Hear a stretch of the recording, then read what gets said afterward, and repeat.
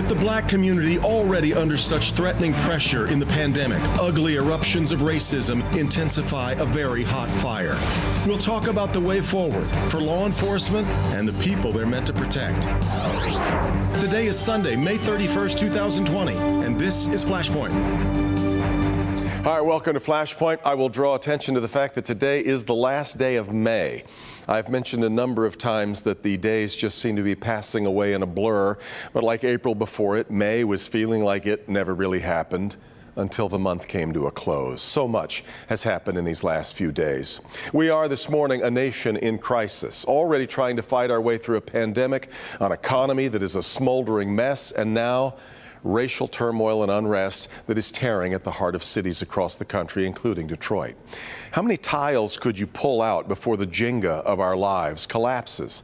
The kettle was already starting to boil between the frustrations of the shutdown that we have all felt, but add in the specific impact of the coronavirus on the black community, and then the murder of Ahmaud Arbery in Georgia. The smallest spark could have proven dangerous in all that. Well, instead of a spark, we got a flamethrower with the horrific death of George Floyd. Suddenly, anger turned into madness, arson, vandalism, and looting, all making sure the tragedy expanded and spread and was visited on more and more innocent people. Is anybody learning anything? Short of George Floyd not being killed in the first place, and certainly he should not have been, was there any way to keep this kettle from exploding? This far from Ferguson, this far from Eric Garner, how do we stop the bleeding? It's today on Flashpoint.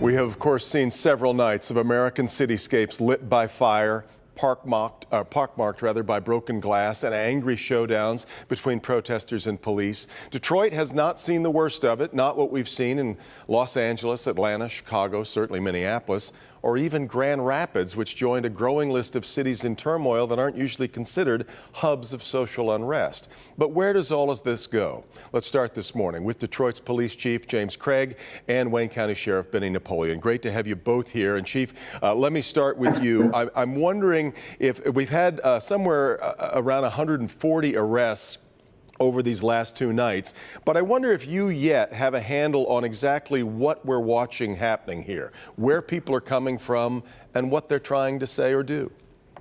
You know, Devin, again, appreciate you allowing me to talk about this. I must start and just thank a couple of big factions of our successes, and I'm going to call them successes. First and foremost, the men and women of the Detroit Police Department have just done a phenomenal job. We're talking about professionalism, restraint, and just their execution based on their training. I can't say enough. And then secondly, our community, the Detroit community has stood up, stood with us, worked with us throughout the last 48 hours. So we're very appreciative, and I'm just honored to be part of this Detroit solution. But when we look across the country and we see what's happening, I got to tell you, Devin, it's troubling. Yeah. We are seeing, and as you indicated, last night we made 84 arrests, the majority from outside. Only 21 were from the city of Detroit. And of that number, 2 were from out of state. So it begs the question, Devin, why are you here? The cities that they're from, one is from Nashville, Tennessee. They've had protests. Yeah. The second is from a small town in Ohio. Cincinnati, Cleveland, they have protests, so why are you here?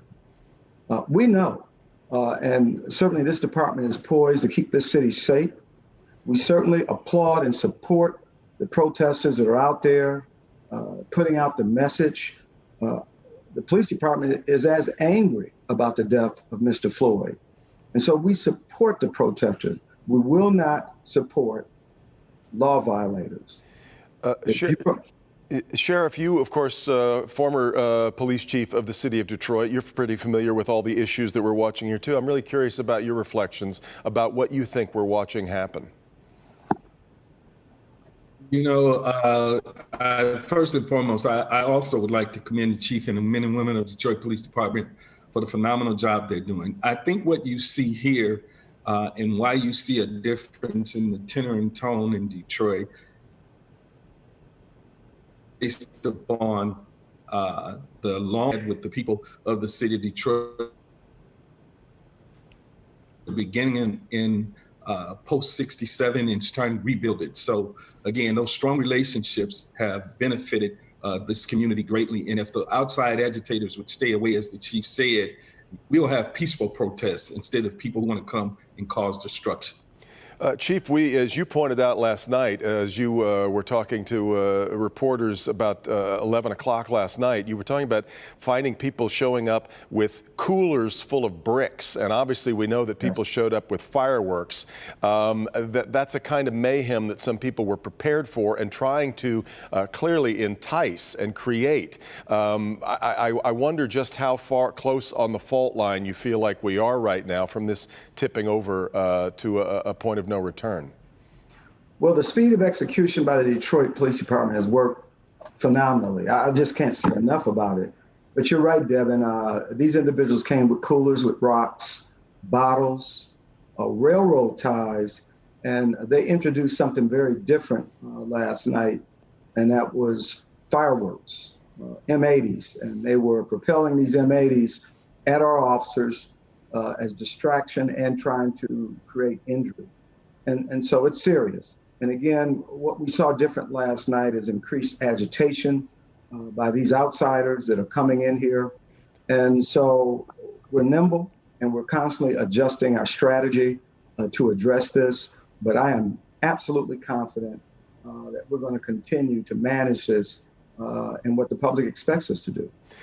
Sheriff, as we watched we've all watched that horrific video with Derek Chauvin with his knee on the neck of George Floyd, and we keep asking ourselves, how in the world does this keep happening? Where is the breakdown? Is it training? Where is the breakdown in the relationship and the intersection between police officers and especially black men? Well, certainly training is important, but I think more importantly is the culture of the agencies that are involved in these types of conflicts.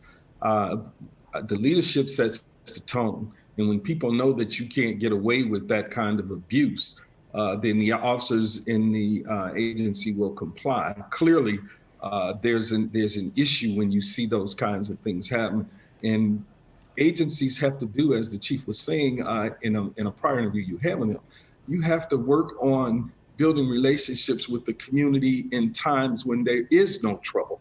You can't wait till the trouble starts to try to say we want to get close to the community, we want to work with them. That has to be a part of the core of the agency, and Detroit has been doing that for the last 47 years. In fact, Chief, I know you don't want to Monday morning quarterback another department, but I believe that you, because you and I talked last week about this, you think that a different reaction in Minneapolis when this first happened, when the video first came to light, might have been able to keep a little bit more of a lid on this. I absolutely do, Devin. And certainly I'm not criticizing my friend, the chief out there. I think the swift action in terminating the 4 officers certainly was the appropriate step. But there was a second step that I believe was missed, a critical step. You know, so often police departments, when it comes to the allegations involving criminal misconduct, miss one piece. And that one piece is simply this. If there's probable cause that that officer committed a felony, then do what you would do to any civilian member of our community. Make the arrest. I recognize as police department and wherever I've worked, we don't charge, but we certainly have the ability to arrest. And I think if that step was taken, it would have mitigated some of the violence. However, it makes me wonder, what's the relationship? The sheriff talked about it. Clearly, you know, here in Detroit, we built up a strong capital of trust, and we don't wait till the bad thing happens to respond to our community and ask for help. That relationship is continuous. Yeah. What was going on in Minneapolis prior to that? I want to let you both weigh in on the part of this that I think keeps getting forgotten, which is that this is happening in the middle of a pandemic. We heard Wendell Anthony yesterday say that all of these people pouring into Detroit, protesting like this in a city that's already been so ravaged by this virus was, as in his words, that's putting another knee on the neck of black folks. Sheriff, your brother has been going, Hilton has been going through Corona. Chief, you've recovered from it yourself. Yeah. Now we're watching you both try to manage jails and lockups at a time when they're getting full with more people, which of course creates another kind of pressure on all this. But we're not watching a lot of social distancing going on here, Sheriff. Not at all. And again, that creates many issues. As the chief indicated, he has 80-something people that he arrested. He wants to hold them.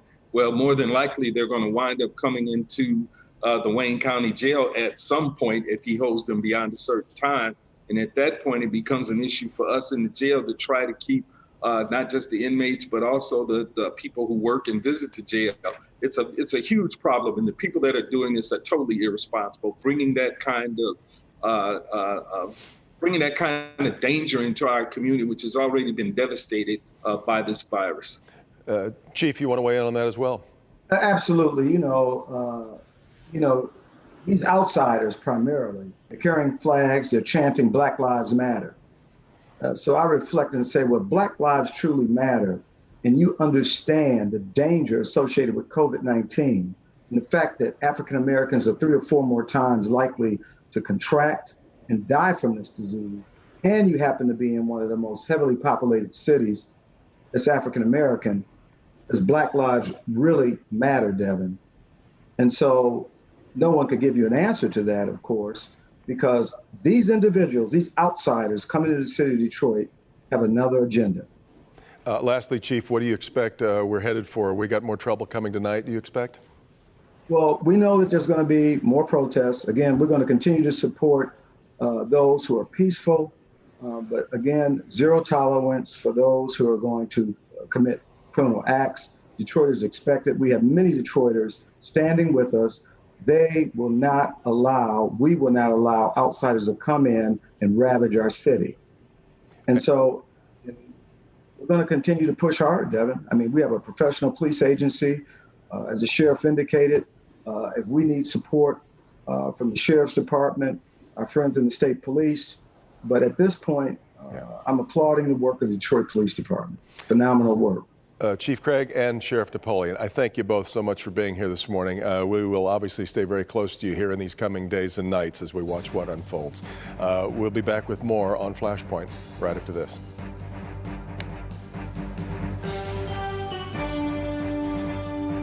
Knowledgeable, experienced, high-powered, connected.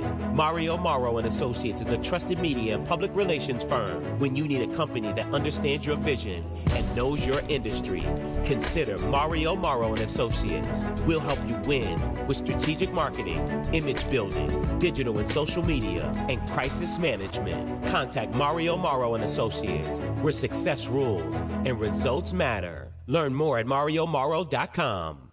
In Lila's Good Health, if you've been putting off needed medical care, don't. During this pandemic, our health facilities are all positioned well to care for the non-COVID medical needs of our patients. At St. Joe's and Mercy Health, patients are getting essential care, including cancer operations and procedures for conditions that can lead to stroke or heart damage. We are concerned that people are putting off needed medical care, so we want them to know we're here for them.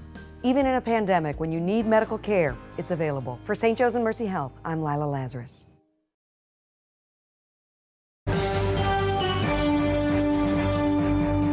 Welcome back. So what is the way forward with so much anger boiling up in cities across the country? Let's talk about it with Chastity Pratt, back home in Detroit after spending a year as a Neiman Foundation Fellow for Journalism at Harvard and about to begin a new position here in Detroit with the Wall Street Journal. Great to have her back in town. And Stephen Henderson, of course, is the host of Detroit Today on WDET and the project executive for the newly launched Bridge Detroit. Before we dig into exactly a way forward, I'm really curious to ask both of you about just your reflections as we've watched an outbreak of disruption across the country that we haven't really seen like this since the late 60s. But I'm wondering just how much cross purposes there are and how much alliance there is. Is everybody protesting or doing the same thing? Chastity, let me start with you. There's no difference between this and any other rebellion that we've seen, whether it's 1967 in Detroit or 1992 in LA. You have crowds of people who feel like they are not being listened to by the government. They have no other alternative than to take to the streets to get the government to respond to their needs and wishes. And so I don't see this as any different from past rebellions, whether you have people out there reminding us that, in 1775, Patrick Henry said, "Give me liberty or give me death." You had one young man on CNN who was very well spoken, who talked about 1773 when you had the Boston Tea Party. It was definitely the same thing. People feel like they don't have any other recourse than to take to the streets. There's lawlessness in the police departments, and therefore you're going to see lawlessness in the streets. Yeah. Stephen, what are you thinking? Yeah, I think it's really dangerous to focus on the quote unquote lawlessness and not the impetus for it. This is what happens when people feel like they are pushed to the edge. And if you think about what's going on in our country right now, that is how a lot of people feel. It is how African Americans feel because of the pandemic and the toll that it's taking on us and how different that looks for us than it does for other people. And it is an outgrowth of this system of inequality, of white supremacy, which places less value on Black life across the board in the COVID context, in the police brutality context, in almost any instance you can think of in this society. We are not valued. And yes, there are other people out in the streets as well, some in support of African Americans and their cause, some responding to their own feelings of being at that edge. But this is what happens when you have that number of people, such a large number of people who absolutely feel that way and feel like they have to do something to get people's attention. As I'm talking to two seasoned journalists, I'm curious about your thoughts on the way this is being covered. Chastity, we can go for long stretches right now watching all of this play out without anybody mentioning George Floyd's name. That certainly sort of gets left in the dust, I guess, as we're watching things set on fire. I'm curious as to how you feel this is being covered and reported.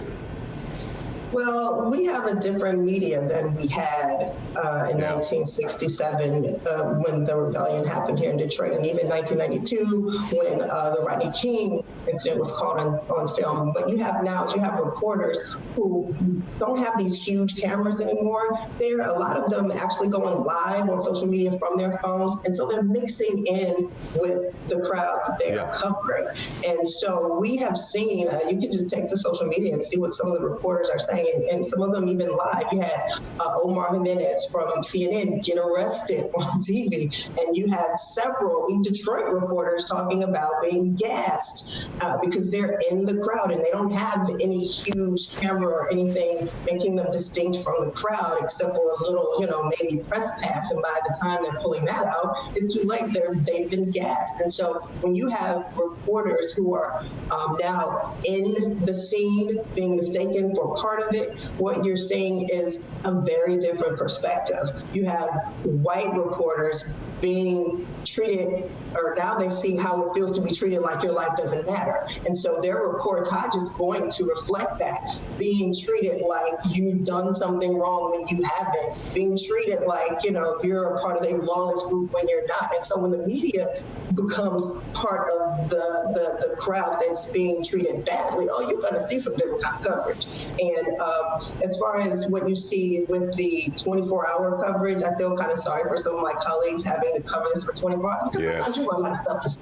I mean, let's just be honest. And sometimes there's some dramatic discussions and some exaggeration and some things that are, if you don't hear the entire conversation for 4 hours, you don't get the context of what you're saying. And so it's very difficult. It's new terrain, absolutely. But when you have reporters on the ground saying this is like a war zone, when really they're just being mistaken for the people people who are protesting, it's very different, and you're going to get some different perspectives. Stephen, it's also very different the way that a lot of this is, of course, being organized. There wasn't Facebook in the late 60s, and we're not exactly certain where a lot of course, I have to imagine the Russian bots are as busy as ever sowing the seeds of mayhem. They love watching what's all this playing out. So it's difficult on that side of that to figure out where a lot of this is coming from, too. Yeah, well, I mean, you always are going to have what you call provocateurs, people who see an opportunity because of genuine anger and frustration being expressed in one community to hijack, if for lack of a better word, that protest and get their own message out. But again, I think it's really important. It's really critical now to not be focused on that kind of thing. This is very real. The expression of anger and frustration that we are seeing here is about this system of inequality that people live with and live with every day and see the consequences in their own lives every day. And if we get caught up in, these crazy people or these strange people or these people who don't have anything to do with this cause are in the middle of the crowd as well, I think we miss the opportunity to start really thinking about how to stop the cause of this. It's not about restoring order in the streets. It's about restoring order in people's lives, and in some cases, creating order for the first time that makes sense, so that people don't feel like their lives are valued less than others. Well, I think that takes us to the last thing I wanted to make sure we talked about is any of this moving the needle, Chastity. The piece of video that I found really maybe more telling about America from this past week was the woman in Central Park lashing out at a bird watcher in New York. That, to me, is the more kind of pervasive racism that exists in America that we really can't quite get our hands around, rather than the more obvious outbursts of violence that we saw in the George Floyd case. I'm wondering if you think any of this is moving us forward. You know what? This term, I took a class, Devin, at the Harvard Kennedy School. It was about maximizing human capital. It was about leadership. And one of the things that Professor Robert Levinson, brilliant guy, really talked about was how culture change starts at the top. And so the question is, whether the president is going to continue saying law and order, or whether there's going to be some solutions set on the table to move this country forward, saying yes, since 1619, when African Americans have been brought here, their lives have not been treated as if they matter, but that stops now. Are you just going to continue to say, stop the lawlessness, the protesting in the street? Is the person at the top and everyone in this country who really says that all lives matter, including Black lives, going to put some effort towards, like Steve was saying, solutions towards a real culture change? If you want the lawlessness to stop in the streets, you have to stop the lawlessness in the police department. If you want the culture to change, then there has to be some real efforts, because otherwise we're going to see this happen again next week, next year. And 30 years ago, I was a freshman when Rodney King was beaten, and now my son is a freshman at Harvard when this is happening. Is my grandson going to be a freshman in college, and we're still going to be having this conversation? So is there going to be some culture change that starts at the top, permeates through our society, where all white people who have to be involved in this solution are getting involved in stopping the lawlessness that is in our law enforcement? Yes, it's a small percentage, but it only takes a few bad apples to spoil everyone's lives. Yeah, there's no doubt about that. Stephen, are you feeling like the needle is moving at all here? I'm not sure. I think it's really important to focus again on not erasing, individual racism, or bigotry, which I think is something that will probably always be with us. But it's the power that individual bigotry has to invoke the weight of an institution or a state to affect someone else's life. You mentioned Amy Cooper in Central Park. She was being bigoted in that instance, but what she was doing was calling on a state that she knew would react to her bigotry, that would take her side and believe her because the person that she was dealing with was an African American. Yeah. I think we've got to deal with that state context, that institutional context that presumes the things that Amy Cooper was saying in that park. Yeah.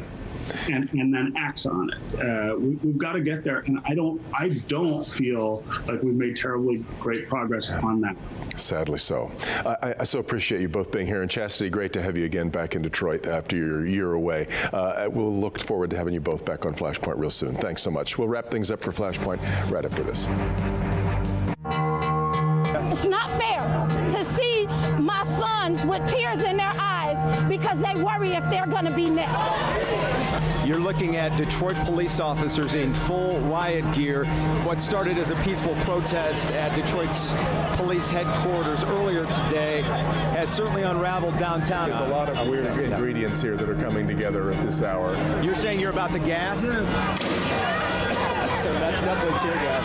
This all started earlier today, about 4 o'clock. It's a story we've been following since then. Even in the face of the pandemic, DTE is here to serve.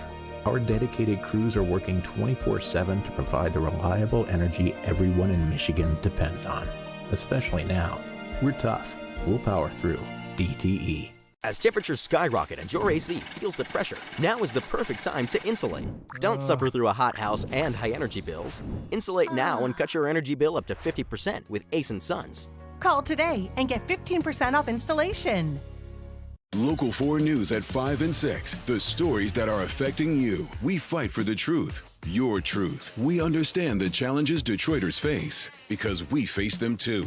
Care for our families and deal with the weather. We celebrate the people making a difference and honor those saving lives. And what we don't know, we ask and ask again until the answers make sense. Local 4 News at 5 and 6. Local news has never been so important.